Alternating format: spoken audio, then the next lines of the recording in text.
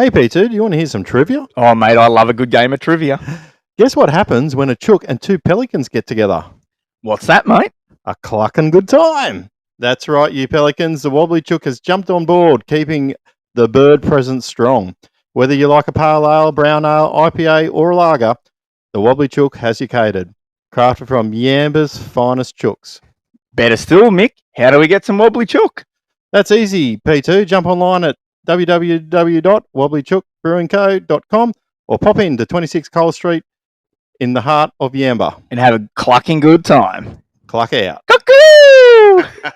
Always remember, don't be a mud gudgeon and drink responsibly. Welcome back to another episode of the Two Pelicans Podcast. So you would have just missed that. G'day, you Pelicans. Here he was. You were sort of hung up on his Go and have a good time with her a bit later on. Pelicans landing in 3, 2, 1. All right, welcome back to the Two Pelicans Podcast. I'm Mick. I'm Bo. And we're here again to make fishing great once again. One cast, one throw, one yarn at a time. And you wouldn't read about it. We record on a Wednesday, and it is just bucketing down. What's your thoughts on the rain, mate? Oh, look, shout out to the guys down south of us, down Talree. Yeah. You guys are doing it pretty tough down there today, so stay safe, stay dry. Yeah. Cluck. Cluck, cluck, cluck, chook. Cluck, cluck. Yeah, so it'll be interesting to see what we get out of it the next couple of days. I think the weekend's meant to be cleared up for us, but Yeah. Look, it's something really sad. I've seen, and I think you might have sent it to me as well, but I've seen that Manningham River Marine's probably got about nearly 2 metres or at least a metre or so of water running through it, and that's devastating for the Hicksons. shout out to Chris. It's his birthday today on the Wednesday. Yeah. Probably not a happy birthday, Yeah, just gutted to see, like that. It's been like that. That shop has been like an institute for, I guess, boating and fishing for a long time, and it just sucks seeing that. And but anyhow, I know they'll get through it. They'll bounce back bigger than ever. I think he sort of might have jokingly said somewhere that there's going to be a good sale on. Look, on behalf of the podcast, we hope that everyone in that area is safe. Just look out for each other and take care of yourselves. So, pretty shitty to see, like we just had that much rain. It's just crazy. There's nowhere for it to go. It can't soak in anymore. It just runs at the moment. So no, and that sort of brings up some we might as well park here. Look, today's show, guys, we have got so much to get through. There's been obviously a lot happening in and around the traps of the fishing world. So we're going to try and get through this in under an hour, hopefully. But so obviously with all that rain on, there's been a message sent out that obviously the Taree event's been cancelled for ABT. I think that's obviously a smart thing to do. They're going to try and run a back-to-back event at Foster. That'll be interesting to see how that system goes with all this. I know it's a bit of a different system, and down the front there, it's a big area where it sort of just sprawls out, so to speak. But I guess I would say 6 days of fishing on there will be interesting. Yeah. I don't know. We'd probably have to shout out to Morgo to see whether something like this has happened before. But look, that's just been off the cuff today. But not only that as well, I saw photos of Glenbourne this morning as well. Yeah. And it's pretty swollen as well. Like the big boat ramp's not so scary now. Yeah. No, there's a lot of water down south of us anyhow. But look, the main thing is, guys, don't drive through water. Probably don't go out boating in this weather. Stay safe. Look after yourselves. Look after your family. And I guess for a lot of the people there, that sort of becomes a thing of, right, how do we clean up from this sort of thing and move on? So anyhow, I'm not going to harp too much on that. I'm sure we'll hear more about that stuff in weeks to come. But, mate, what have you been up to this week? Big week. So we had the Bass Electrics on Friday, Saturday, Sunday. Which was pretty exciting up there at Bow Desert. Sponsored by Jackal Australia. So yeah, no, that was. I might even just jump straight into it. Let's just jump straight in, and we're just going to hook beak around because what we've been up to is going to be news and vice versa. But anyhow, let's get into it. Yeah, let's get straight into the Bass Electric. So yeah, pre-fish on the Bass Electric was Friday just gone. Pre-fish was pretty good. A lot of people would have seen more go out there on the Friday, and he absolutely brained him on Friday. Yeah. Did he fish Saturday? No, he didn't fish Saturday. Okay, he had right, other commitments. He was out there fair just doing his recording and Sure. all that. And someone's trying to call me. And then so You should answer it and say you're on the podcast. Or too awkward. Yeah, no, too awkward. I'll leave it. She'll up me for that one. And then on the Saturday it was game day, so we had 27 boats and 36 competitors. That's a really good turnout. That's really good. Yeah. For our first one of the year, which of course of Alfie and The little water. old Grafton Old Town with the floods. That was actually our first event, and it was a great turnout. So everyone that came, congratulations for coming. I can remember it. It was a really good comp. So so our winner of the event was Michael Williams, and he took out his first Bass Electric win. Yep. For his career, he had his 2 fish for 3.37 kilos, so pretty tidy. One really nice fish, and then one bag filler that seemed to be a bit of the story of the day for the guys that got the fish. They either had one nice one and then one okay one. The dam sort of fired, but sort of didn't really fire to like what it's known to. Like we all know that in this dam there's fish of 3.37 kilos swimming around in there. But taking nothing away from the day, the boys who were in the top 5 got nice bags. So also big bass was Brady Castle. He had one fish of 2.48 kilo. That's a good one. Yeah, that's a nice fish. And shout out to P2 Jollop Lures, they're sponsor of the big bass for the Bass Electric. Good on you, Jojo. Freddie was pretty excited with the pack, so thank you.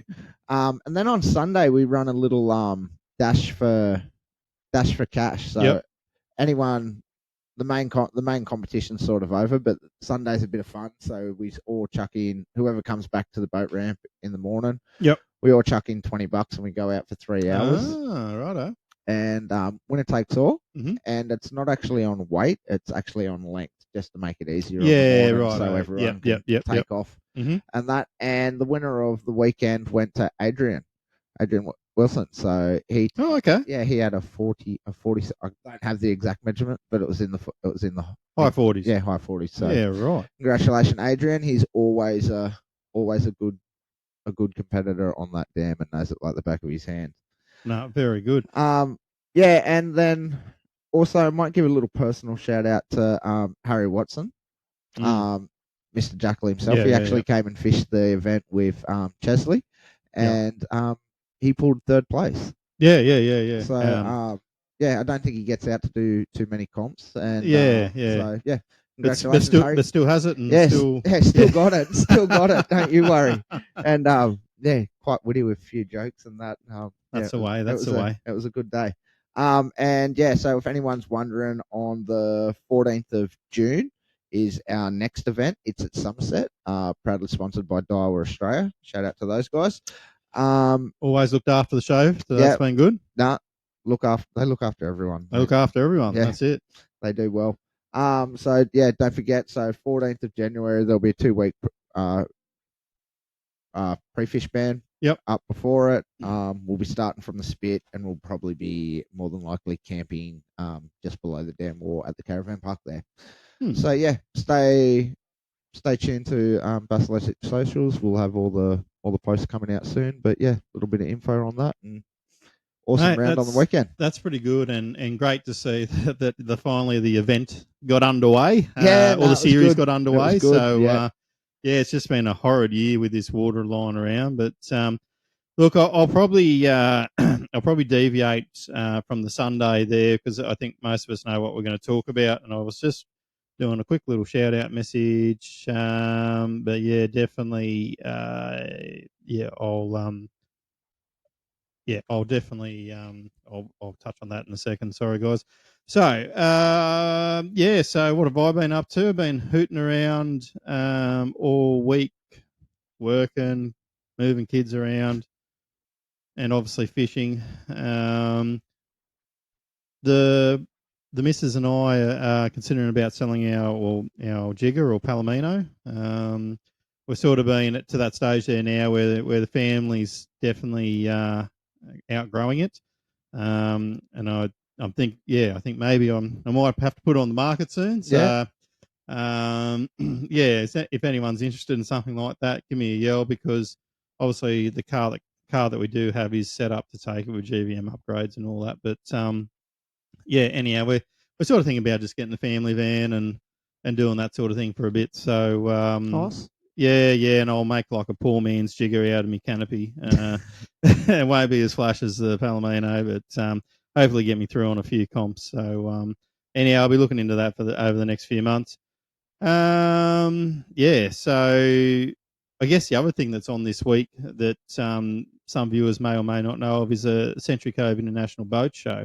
Yeah. And look, if anyone hasn't been to this boat show before, I highly recommend that you do go to it. It costs a little bit of money to get in, but you see a lot of different things, new innovations, new ideas, and all that kind of stuff. And look, I was just chatting to Robbie Lynn from Yamba Yamaha today, and today or yesterday, and he's basically taken his boat up because it actually has fitted a set of sea keepers on it. And if anyone knows what sea keepers are, they're basically like a stabilization kit for your boat, right? So it's a bit like what do you call the little On your kayaks.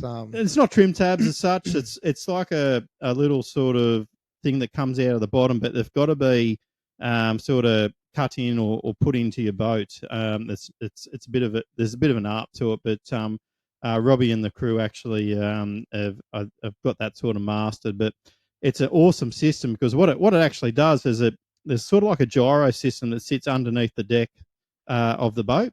Yeah. And basically can feel the boat move, turn, do whatever.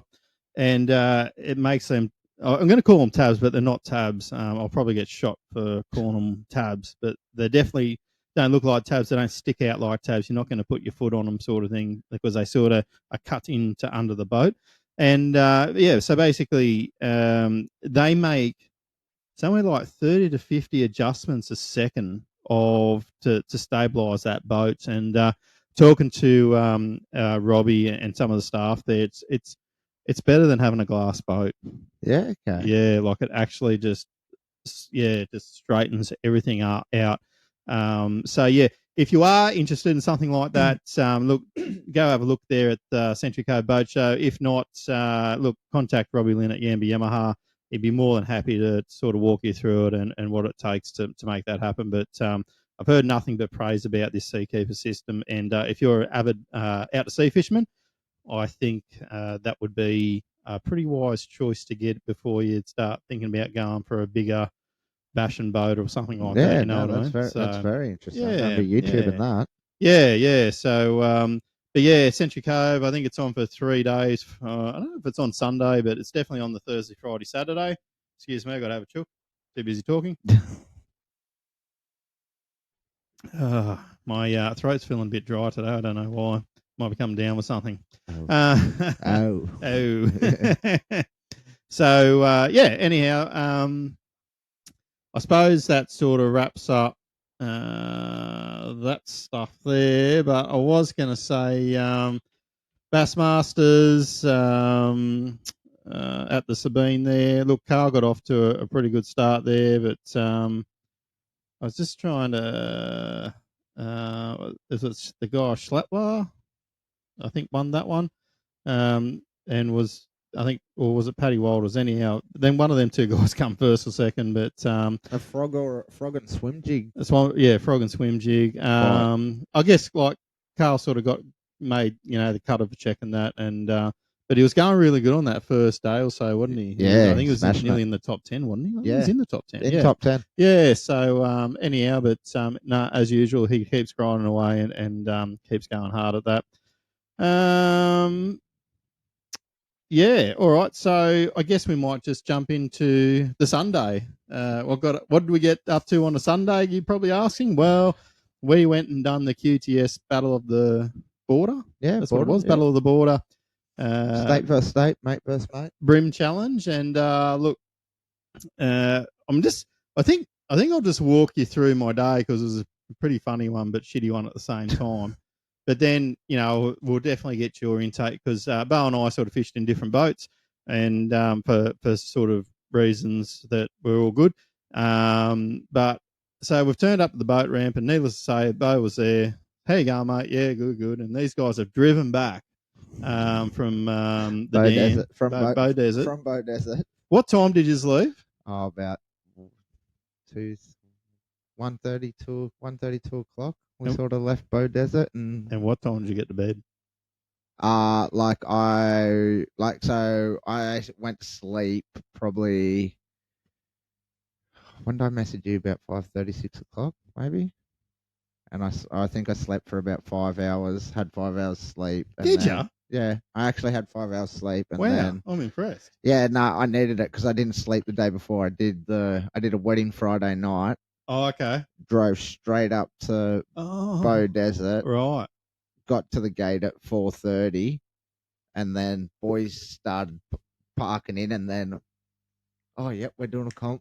Seeing all the boys chirped up, and then yeah, so I didn't sleep before that comp. I worked a 15-hour day, then That's drove, commitment, man. and then That's commitment. Yeah. So so then that's why I had the plan of finishing the comp and then driving straight back down to back.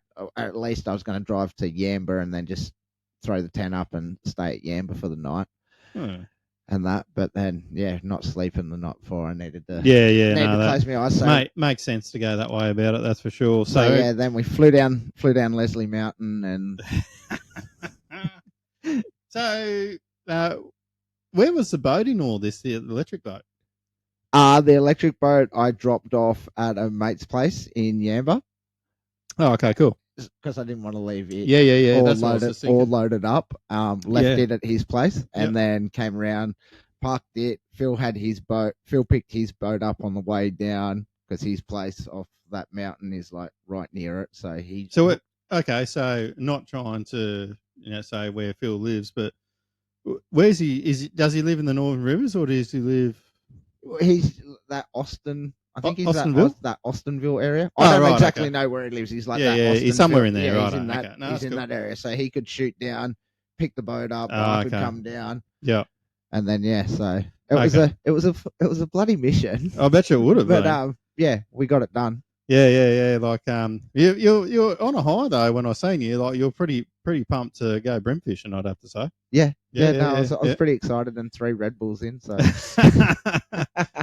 So I turned up to the boat ramp and I have this. How can I say it? I have this strange knack that I have that when I turn up to this particular boat ramp, I have to do a number 2. And anyhow, I've gone into the toilets. You were warned. I was warned. The guy said people there was a proper mud gudgeon about. They've just thrown everything they could through all the toilet paper, just fucked the whole thing for everyone and just clogged up the toilets. And look, needless to say, by then I was in a world of hurt. So I was able to, let's just say that I was able to put enough weight on and gravity done the rest. Oh god! And I saved council a plunging job, that's for sure. So that's how my day started. Look, shout out to young Logan, just a mates, or the young fella there. He's a very keen fisherman, and I had been saying there for a while, if you keen, like come up and whatever, and so anyhow, he put his hand up on Saturday to say, yeah, why not? I'll come for a run and learn a little bit about tournament fishing. And so we get over there and, it's just one thing about the the crew that we do have, I think, with Clarence Valley Sports Fishing Club, North Coast Bremen Bass, and Queensland Team Series guys, is everyone sort of knows everyone and everyone gets along well with each other. Yeah. And I've always enjoyed that. Look, a few years ago, Lenny and myself went up there and done a solid maybe year and a half of doing the QTSs because it was just something different, experiencing a new fishery. I have to say, Craig, I might stir him up this time around, but Craig definitely runs a good, tight show. And I sort of like, I do appreciate the little things that they do, like with key tags and things like that, just to try and keep that format similar for people that want to go along and have a crack at ABT. It's a very similar sort of format. But look, we turned up there as usual, had a yarn, had a few laughs. Look, great to see everyone. And then I think, we got in the boat and then the serious shit happened. So,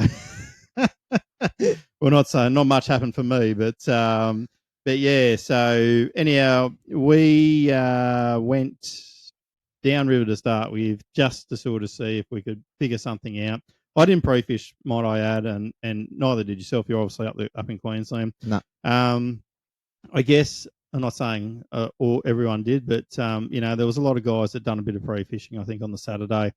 And I think if you pre-fished, I think you might have had some idea what to do on Sunday because I found it a little bit different again from the last time you and I fished a little bit. It was just sort of a stranger bite, and obviously that tide was a killer. And we had a crap tide. You had a crap tide, yeah.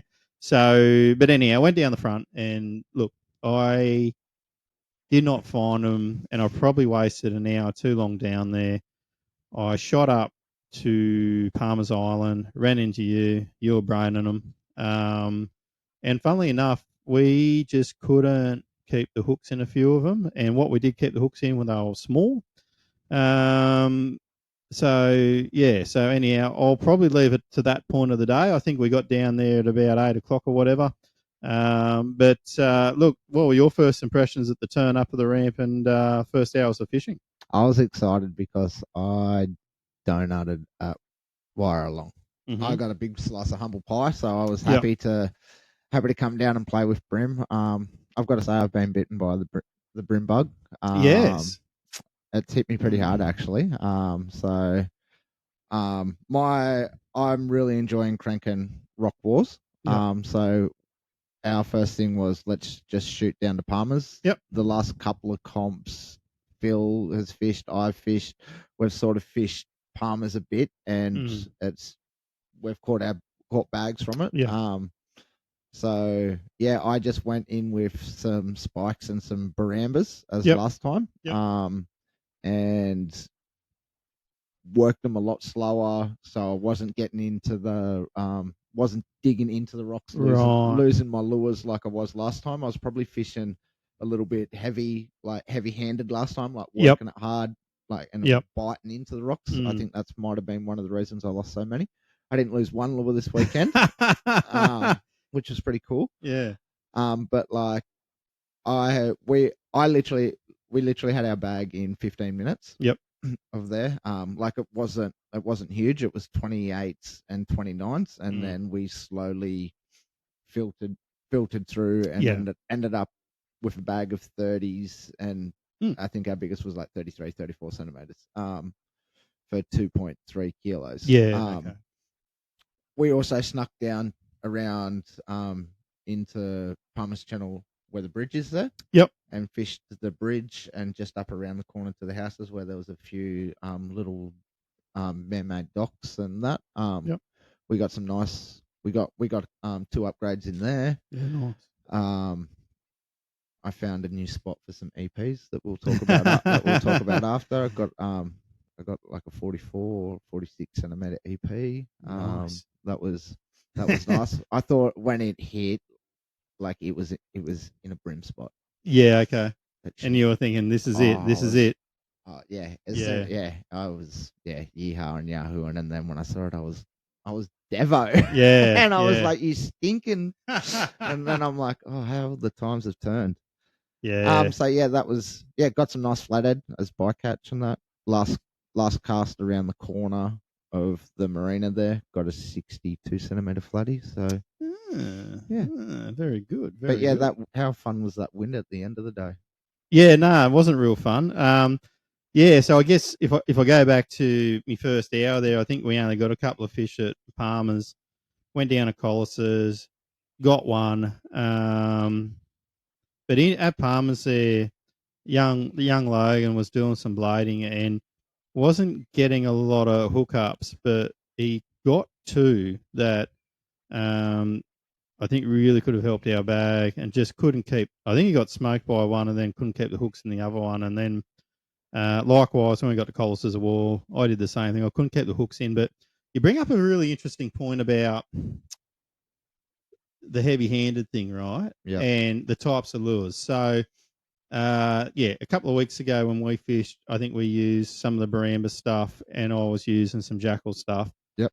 This time around, I used more the Monster Rolling Cranks and the Jackal. Now, the thing I think with the Monster Rolling Crank is it has to be slower, very, very slow. And I think that was probably my first mistake, and that I only sort of really figured out probably later on in the day that it felt like it was good and it felt like I wasn't going fast, but we went back to Palmer's Island later on the day because the tide at the front was just all over the shop, and we just couldn't seem to. I once again pulled hooks on cranker crabs, believe it or not, on some better fish on the middle wall. But somehow, once again, the hooks just stayed in the little fish, and we ended up.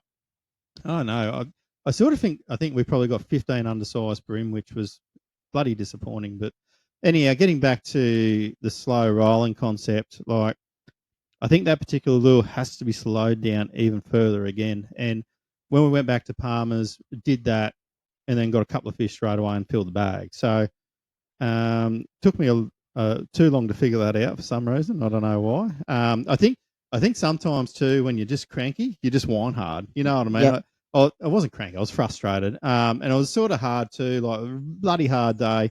I felt bad for Logan. First comp and that was some of the toughest fishing on the Clarence. The river's not easy at the moment. No, but it is what it is, and everyone has to deal with it. But I think the guys that fished on the Saturday probably took a bit away from that, and probably capitalised a little bit more on the Sunday. When I spoke to the people that did fish Saturday, they sort of had some ideas and plans, and I just want my old milk run to come back, and it's just like it's never coming back. Not in this soup, anyhow. Yeah, I know.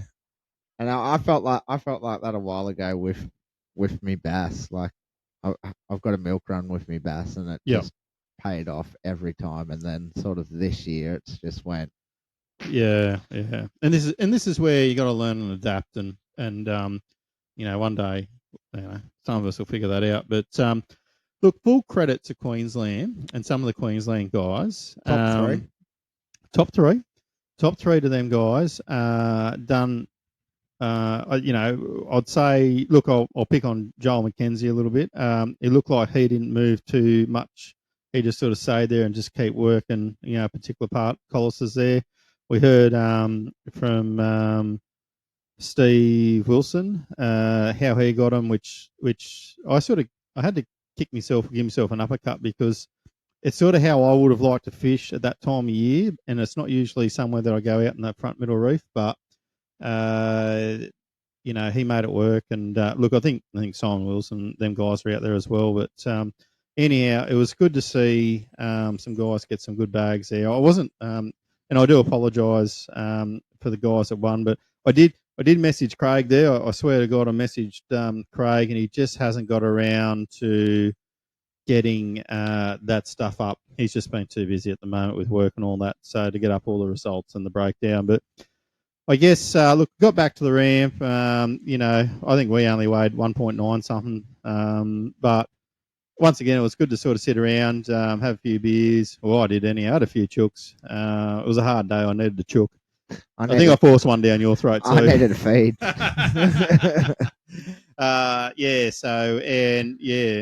And look, one thing I'd say too, like, one of the guys there, they had boat trouble, and once again, there's just guys that are willing to help other guys out, and so shout out to them guys. I'm not going to get into too much there, but it wasn't an accident. It was just no, it was just no accidents. Just mechanical. Just mechanical. Or I should say electrical issues. That they couldn't get the boat started. So anyhow, so shout out to them guys. You know who they are. They're good dudes. They're always willing to help anyone at any time. So we get there. So how do you think before you weighed in? What was your thoughts before everyone weighed in? What do you mean? Like, was I confident with my bag, or two, was three? What was going to win it? What was your? Oh no! Like, I think I even said in my thing, my guess was like 3-6, 3-6-1 or something. Yep. My guess was. So yeah, look, I knew you're going to need something. Like, if you could find a couple of those 800 to a kilo fish at the moment, which are at the moment in the river, those kicker fish for your bags. You're gonna do all right. But yeah, for me, I just couldn't find those bigger ones. But no, I was excited because the Queensland guys always come down and can fish.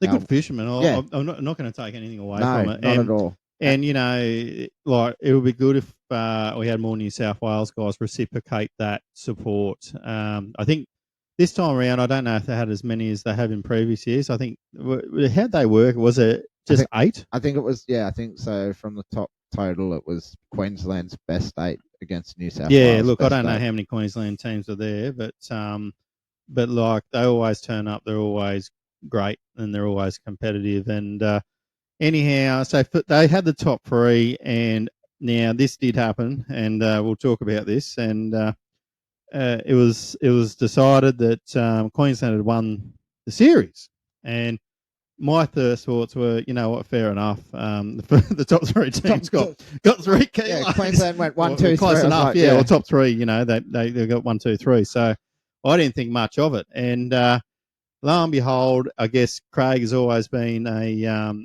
good, honest sport. As reversed the decision, and what was the final outcome of that there, Bo? You got that written down somewhere? So the final outcome was New South Wales was 20.72 kilos to Queensland's 19.47 kilos. So it was like 1.2 kilos out of it. Yeah.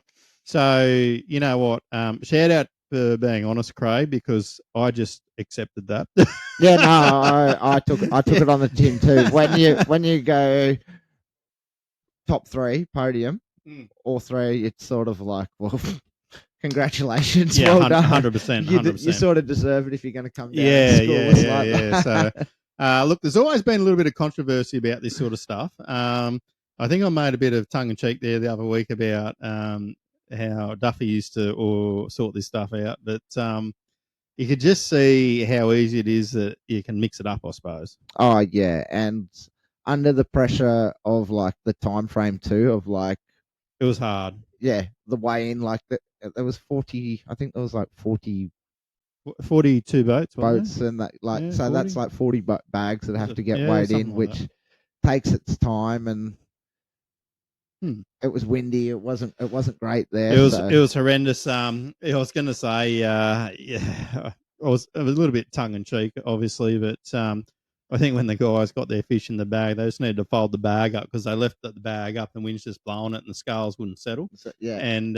it's like, you got to fold your bags up, and then that way and just put it down and in, and we sort of, there was a lot of time I think wasted with trying to get the right thing. And in all fairness, Craig, was blowing a 40-kilometre wind. So yeah, into his face with it. So he did a bloody good job with it all. He done an amazing job, yeah. And look, it is hard trying to get the final scores right there at the end. And look, the money, what goes where, all that. So full kudos to him. And I don't think anyone is going to be upset with him that he's made the hiccup, but he's obviously corrected that, which is Really good. I just want to see a picture on Facebook with Joey Allen holding the trophy. Like that's all I want to say. Say that, I'll be happy. I'll shut up.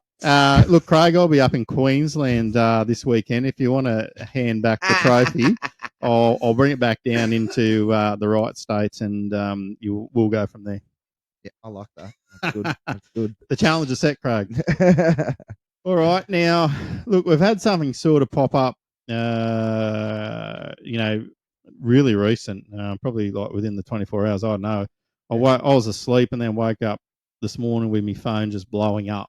And look, we've got an opportunity to speak to one of the members there, but anyhow, I think it's a really good thing that we just speak to this particular member of the Kyogle Fishing Club and what's happening up in that world. And this is part of the podcast here is, we want to make everyone aware of what's going on. We want people to help out, and we want to make fishing great again.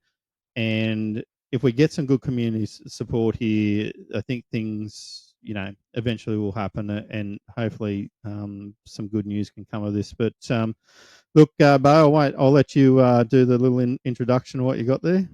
Yeah, but I might add one thing before I do, is that if this is happening in Kyogle, this could happen anywhere. This could start happening in your backyard. So we're supporting this because we don't want to start seeing it happening here. And we also enjoy the area up there as well. So where this is happening. It's a beautiful place, Toonabar Dam. But look, let's get David on from Kyogle Fishing Club, and let's see what's going on.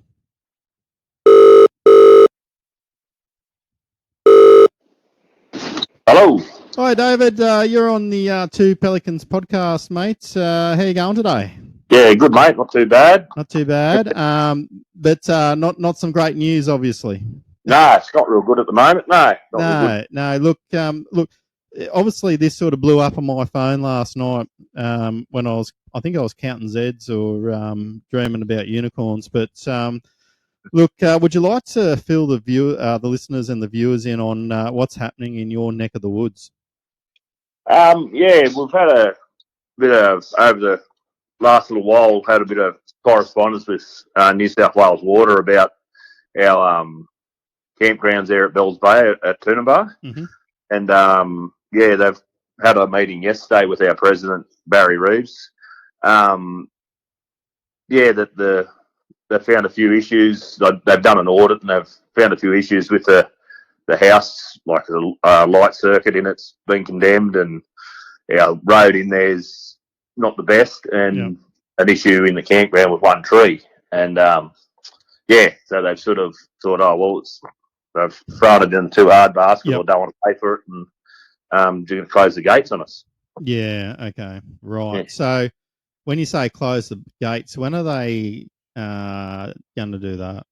They give us 4 weeks. 4 weeks. 4 weeks to.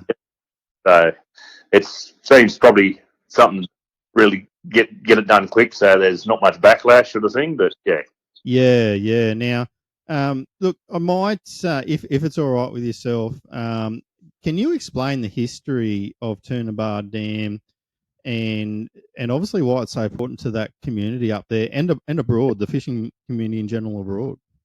Well, it's part of our makeup here in Kyogle. If you're a fisherman, we call it the dam. So we're heading to the dam for a weekend or whatever. But it was I think it was built in 1971, and that's when the fishing club started, and they started putting a campground together out there, and with the help of the council in town here, and it's been going ever since, and it's part of our fabric, I suppose, as being from Kyogle. It's, people go there for camping, anything, water, go and paddle, go for a fish or whatever, Yeah, no, that's right. And like you said, in the creation of the dam, obviously, someone back then decided that, hey, let's do a fishing club, and obviously that's been running ever since. That has, mate. Yeah, it's been running ever since. So it was, they've done a lot of work there, like to get it where it is, and it's in the stocking they've done there as well, and there's nearly a million fish gone into that dam over that period of time. So which a club would have been involved with. Yeah, that's exactly right. Yeah. Paid for, and that's for sure. Yeah. Now, just a disclaimer to our viewers, I just did call you up a little bit before, just to have a quick yarn here, just to sort of get a little bit of insight. But it's not just a boat ramp and a cleared area. Over the years, there's people or council as well, maybe with joint ventures, have gotten funding and put amenities and all sorts of stuff in there now. Is that right? Yeah, that's right. There used to be, I'd be a few years now back, but I can't really remember the date, but there used to be a few long drop toilets there and stuff like that. They've changed them into a composting toilets there now, and there's a big lean-to there that the fishing club constructed in conjunction with the council, and there's, a new pontoon being put in there. That's another thing in conjunction with the council, and improvements to the boat ramp, bit of concrete and all that. So fair bit of infrastructure out there that, it's been a lot of voluntary work and that sort of thing put into it. Yeah. That's right. And I think the biggest thing for the community is that it's a nice area for that community to go. They might not even fish. They might just go there for a day trip, might have a barbecue. There's walking trails and all that through there as well, my knowledge. Yeah. And so, it's something that's utilised by not just fishermen, but the greater community.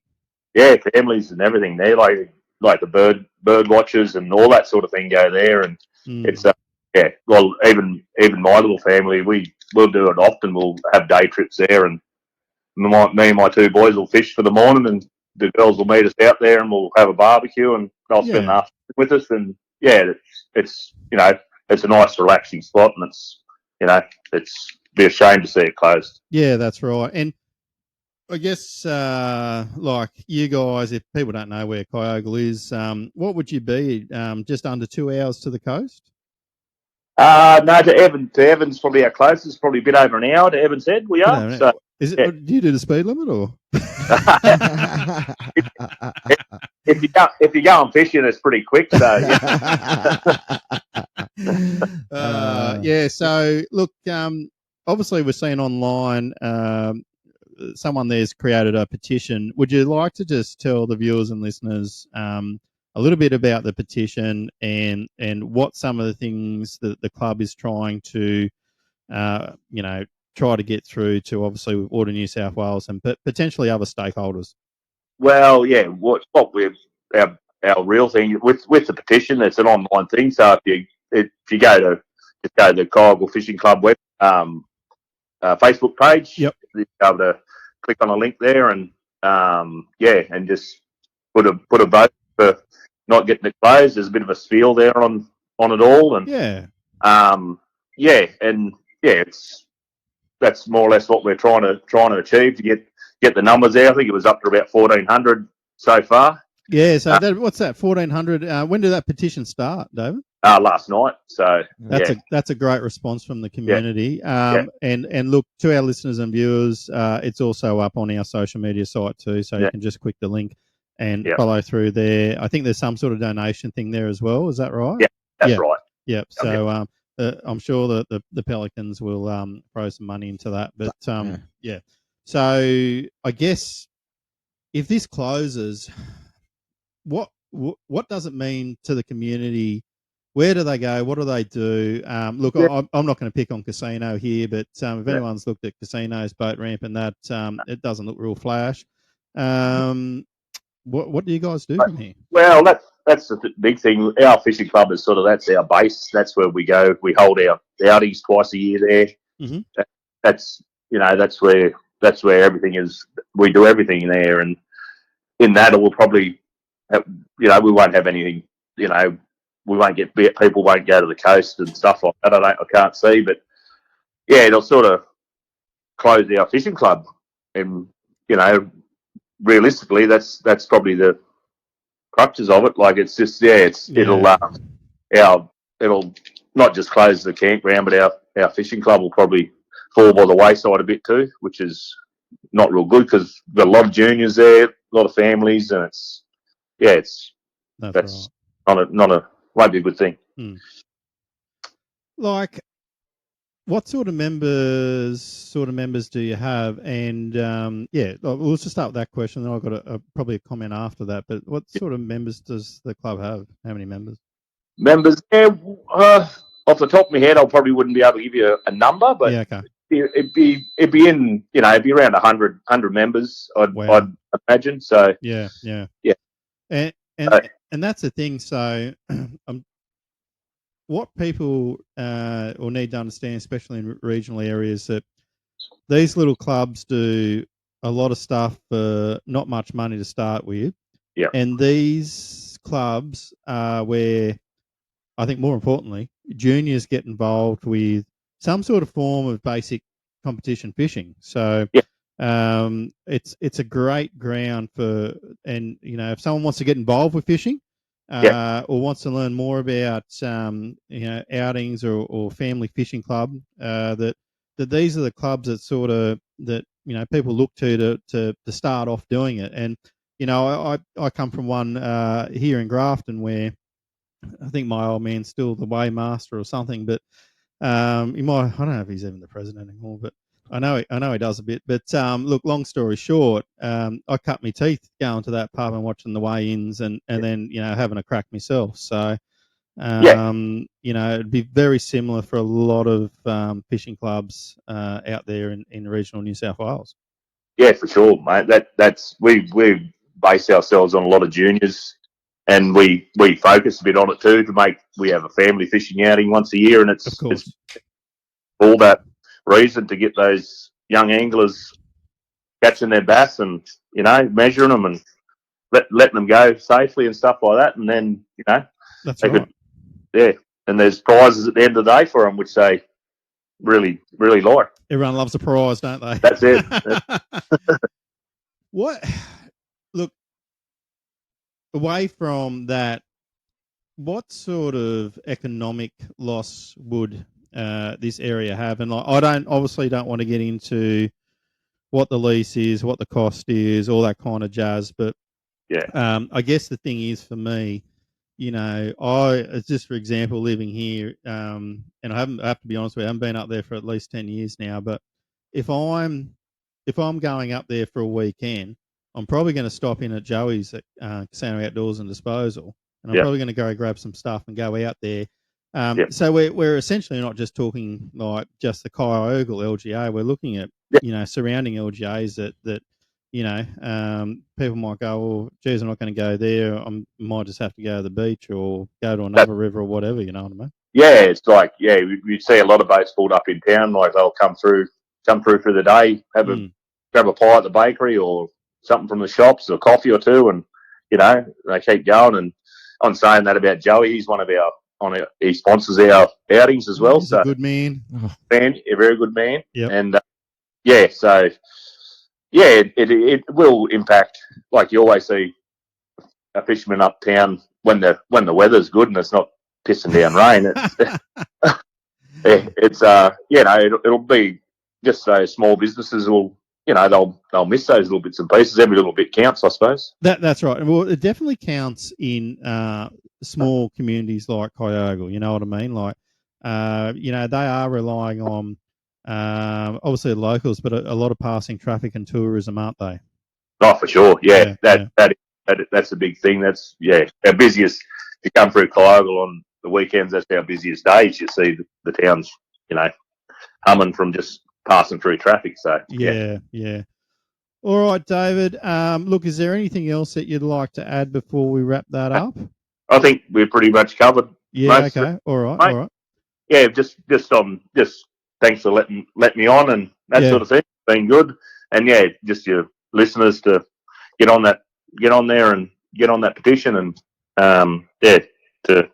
I suppose we're trying to, the squeaky wheel gets the grease, so that's what we're sort of aiming for Yeah. And look, without sort of being too technical about the situation, something similar, essentially happened around here in the caravan parks, and just sort of seeing that they're sort of going to NCAT. So I don't know whether how that is structured, at least whether that's something that can go to a tribunal for further debate.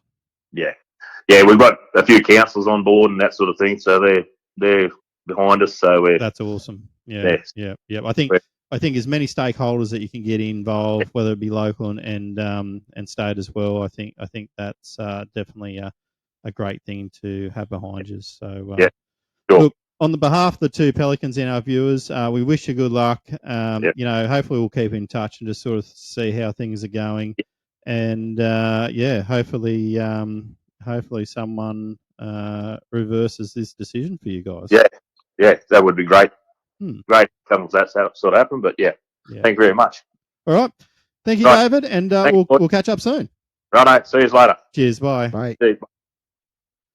All right, guys. There you go.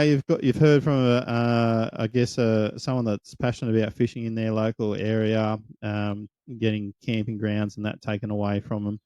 What I would suggest, if you need to go over to our page. If you haven't signed the petition yet, you heard it there that it's probably on their Facebook page, but it's also on the Two Pelicans page there. I put a post out today.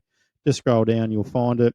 Sign that petition. I think they're only asking for $2 just to try and get some admin fees, ready for the next stage of this fight. So, just a small thing, but as a fishing community, we need these little things to remain open for the future of fishing. Yeah, well, we as our local club round, we usually go up to Toowoomba once a year when it's bass season and have a camping trip up there. So. And that's usually 30, 40 blokes. That's right. And let's just say that closes down. I believe there's still access at the main ramp and you could run it, but everyone's displaced and has to stay, back in Kyogle or at a campground somewhere. Yeah. They're not waking up next to the dam. And I think also what I always love about fishing is that whether it's ABT, sometimes we even camp down for a local one, is having that camaraderie and other competitors, which you'd see in the Bass Series. Yeah. All the competitors together, having a good time, all like-minded fishermen that enjoy people's company. So, and that's part of making fishing great again. That's it, mate. That is exactly right. All right. So, look, we've had a few yarns come in, or one's a yarn, one's just a bit of a stitch up. And I had to think about twice whether we'd play that one, but look, we've got a special yarn from our Mr. P2, so let's see if we can get that one rolling. How are you, your buddy Pelican? P2 here, Siren Invoice. Just listening there a couple of potties ago, you're having a bit of a life jacket chat there. It's a pretty interesting one, hey, and like Nick said, I've got nothing against any of the maritime guys. They're out there doing their job, although I would love to headbutt a couple in the day, but that's beside the point. They're out there like a policeman doing their job, but I think, the grey area around all these rules it's such a grey area. There's a rule and it's a rule. You either can have it or you can't have it. It's not, well, it is legal, but we don't like it. That doesn't sit well with me. And my thing I've got on that is, so everyone that knows me knows I was a big one for the bum bag back in the day. I started that with the bum bag. I loved it, especially when you're filming a bit of YouTube stuff. It didn't get the road. It was just good, and it was a PFD one, blah, blah, blah. And I used to wear them to sea all the time, which now I don't, because when you're crossing the bar, people stand on the wall, can't see you with your jacket on, and you look like a bit of a clown. So I always just wear my other ones so it's visible, everyone can see you've got it on. But besides the point, I had a maritime guy tell me that those bum bag ones aren't actually classified as a life jacket, a legal life jacket, until they're out of the bum bag and over your head. And if you've never seen them, what they look like is like an aeroplane thing, like the old love that has on the aeroplane. She pops it overhead. That's basically what comes out of the bum bag before you pull the cord. So basically what I got told was, until that's out of that bum bag over your head, it's not a legal jacket. Now, how can you sell something then that is like is sold as a bum bag, not to inhibit you. It's just there if you need it. If you pull that cord, it would inflate and you pop it over your head. But until it's over your head, theoretically, it's not a legal passing jacket. So I think there's definitely a lot of chat to be had on that. Maybe be cool to get one of the local marathon guys, maybe Adrian or something, to have a yarn and point it out to everyone. Because, like I said, I've got nothing against the guys, but it is a bit of a grey area, Like, you buy a jacket, you think it's a legal jacket, to only get told that's not actually legal until it's over your head. But that's the whole point. I don't want it over my head. So anyway, boys, have a good one, and I'll catch you. Thanks, legend. Jojo. Look, I think it's it's an interesting thing, and brain explosion of how this sort of looks, and I guess how other people have had similar sort of issues. But look, Joe, Joe's worn that, I know, a lot in his stuff, and I don't know. I agree with him too. Like, at the same token, like, if they're not legal, why are we selling them? What? Yeah. What? And why are they getting sold as a life jacket? Yeah.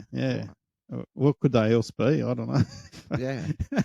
Well, that brings me into another thing, talking about life jackets and that, and I'm glad Joey sent that in, because during the week I saw 7 News. I saw 3 young teenage boys fishing off the rocks. Yes.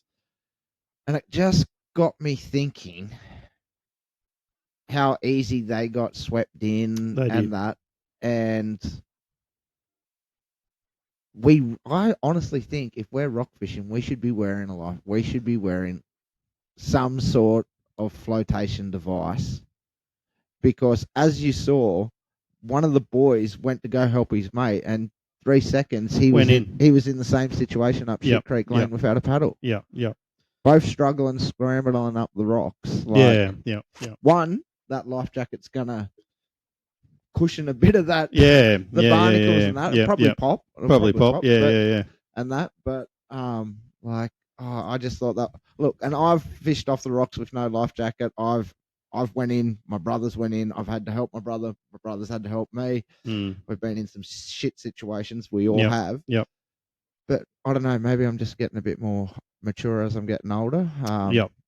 And I'm like, I think that's a thing. Yeah. Do we need to be more safer on the rocks? Like, because not only are we putting your own life at risk, I'm putting my best mate's life 100%. At risk, because he's not going to stand there if he's your mate. And he's not going to. He's not going. Oh no! Fucking fend for yourself, serious. See ya. No, he's going to jump in straight in after you and put himself in the shit. And you're going to go down together. So look, I'm not a valid rock hopper, because I'd probably be the first bloke to fall in the drink. But I was once told that you're going to do yourself more mischief.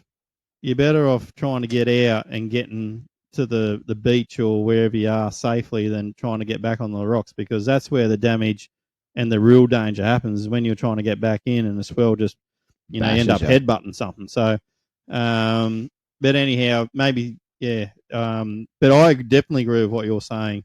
I think there's way too many incidents in rock fishing. Like if we look at boating and all the rest of it, I don't know, it feels like that there's a lot more near misses with rock fishing than maybe boating. I'm just putting it out there. Or it gets reported that way anyhow by the media. But I thank P2 for sending that in. It's a really good point, and he threw Adrian's name out there. I don't know. We're coming for you. I might have to see whether he'd like to come on in some sort of work capacity. We'll be very professional and nice. Yeah. But I just think there's some clarification that needs to be made. I'd love to hear his thoughts on it, like as a profession, as his job, as like if I was Johnny Smith and he pulled up to me and what would his opinion be? Well, one thing to me, and we spoke about it in the other episode, and I'm sorry if I keep harping on about this, but it's not that it's grinding my gears, but it's got me really thinking that I would like to wear my PF2 because it's A, it's a lot more comfortable, and B, I think I'd wear that all the time instead of wearing the other one, especially with what's happened out of Hawkesbury there a little while ago that, or someone always said to me, well, if you're knocked out, who's going to pull your cord? So, yeah, and I know a lot of the guys do wear non-inflatable ones in that for that sort of reason. So, but it would be good to get some clarity around that. And yeah, we might just sort of reach out. I don't know whether they'd like to give us a statement. Maybe that'd be pretty cool. We'd like to make a statement to the Two Pelicans podcast. You can fuck off. No. All right. Now we've got something else here, a little bit different. It's a bit of a yarn. Have you watched it? No. Okay. I got this sent in by the Ginger Ninja with the biggest squidgy in the Murrumbidgee, and it's of the poor Yamby Yammy. But anyhow, we're just going to play it. And we're going to sort of describe what's happening because I'm not putting this up on video. So, Yamby Yabby, it looks like you're probably going to have a writer reply in the near future. Here we go.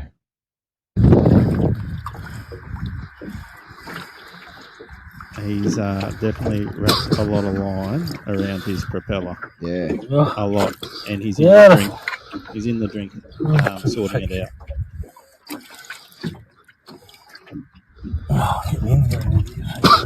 Deal with that instead of videotaping. And let's just say he's not ankle deep. Like he's he's got his gear off. This is commitment.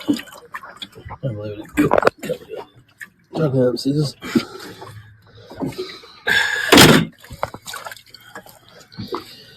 The ladder's just come down off the back of the boat. Sinister whale. He's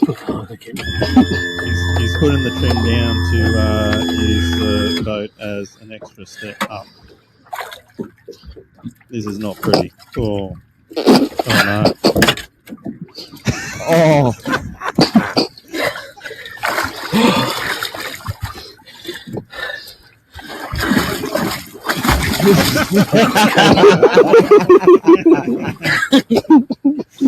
That's a big effort. Don't send it to my fucking brother. Don't send it to So I might know who the instigator is here. I'll send him up to the brother.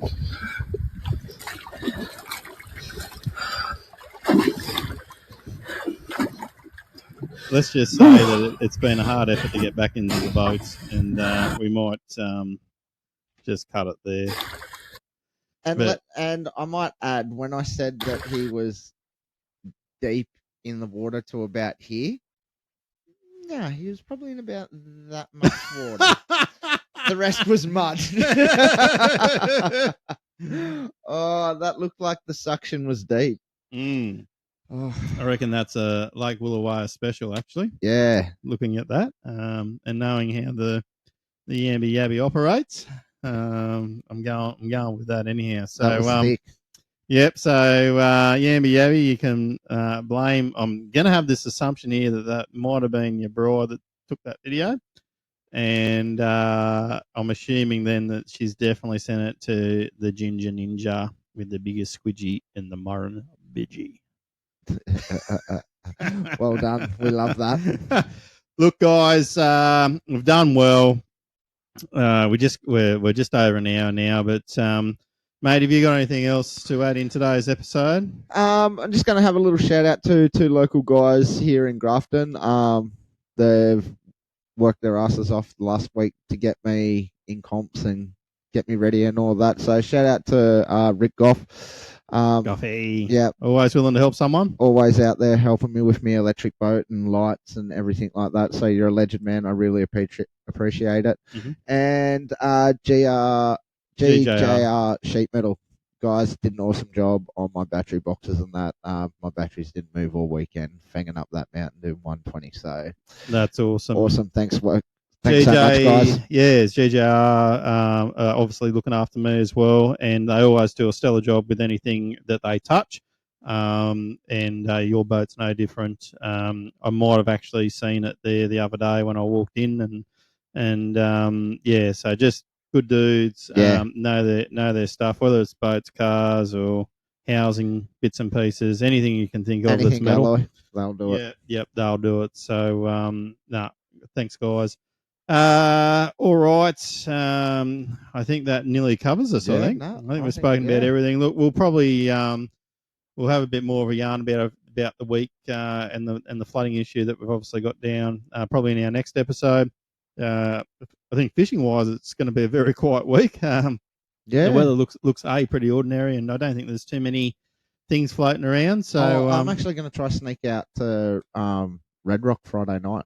Going for a little Dewey? Yeah. Well, yeah, Dewey and Jack. You're going up the creek? Yeah, going up the creek. I've got a couple of the young grommies that do the dishes at Corindi for me.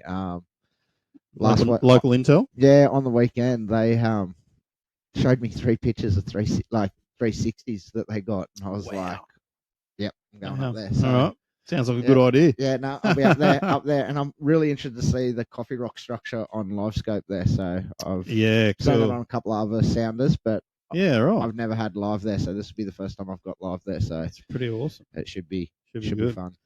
All right, guys. Look, we're going to wrap things up there. Once again, if you have a yarn or you want to contribute to the show, it is the Two Pelicans podcast at gmail.com. If you want to send us a yarn, that's it, or get in touch in our messenger through the socials, through Facebook. We really love hearing from you guys. And like I said, if you do have an issue in your area that's fishing related, like David's done today, he's made, I think, most of our viewers now aware of that. Obviously, we want to see, places like that not be closed up and open for access for the whole community, not just fishermen. But anyhow, guys, that's it. I'm Mick. I'm Bo. And we are the Two Pelicans. Pelicans.